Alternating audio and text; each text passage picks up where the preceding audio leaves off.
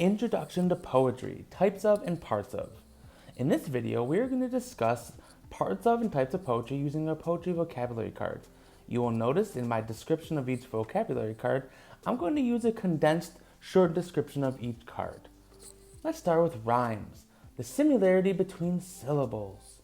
Next up, hyperbole, an extravagant exaggeration.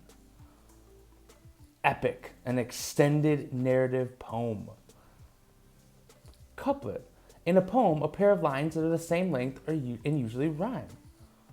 Blank verse, this type of poetry is written in unrhymed iambic pentameter. Next up, onomatopoeia, a word which imitates the sound it represents.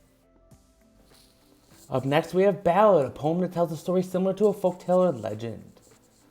Now we got verse, refers to either a single line of poetry or to a metrical poetry. Meter, the rhythmic pattern produced when words are arranged. Line, the sequence of words printed on a separate entity on the page. Metaphor, a comparison between two seemingly unrelated subjects. Simile, comparison between two different things designed to create an interest effect. Cinquain, a type of poem that consists of 5 lines, with each line having a specific number of syllables. Acrostic poem is a poem in which the first or last letters of each line vertically form a word, phrase, or sentence. Alliteration, the repetition of the same or similar sounds at the beginning of words. Stanza, one of the divisions of a poem composed of 2 or more lines. Ode, a poem expressing the writer's thoughts and feelings about a particular person or subject.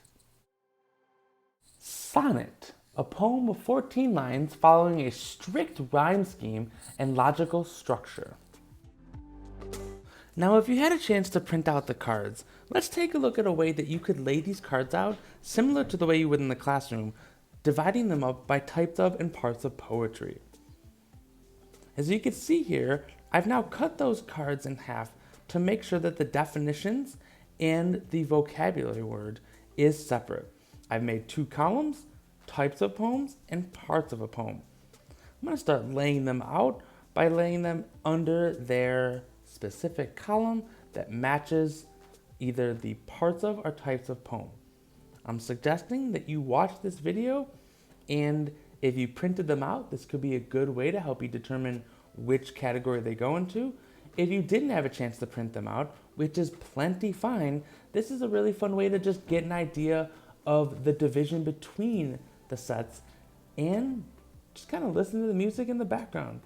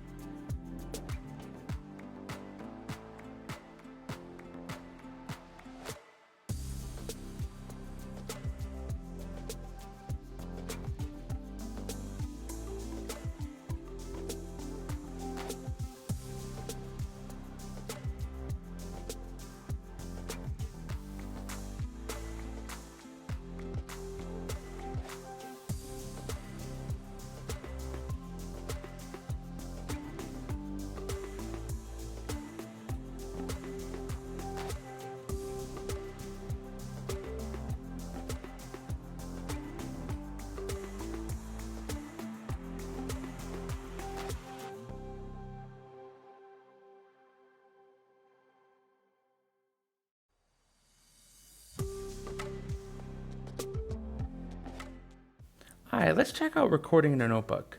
Whether you printed the cards out or not, it is expected for all levels to record parts of a poem and types of a poem into your notebook. As you can see in this composition notebook, I've used a condensed, summarized version of the definitions, similar to the way that I was describing our vocabulary words in the beginning of this video. I also, as you can see in the bottom of this type of poem, snuck in an extra definition for iambic pentameter. That's a little extra credit for those of you willing to take on a challenge and figure out the definition of that. So, parts of a poem, types of a poem, record them in your notebook. Thank you for watching this video, and I really do hope you enjoy our new poetry unit.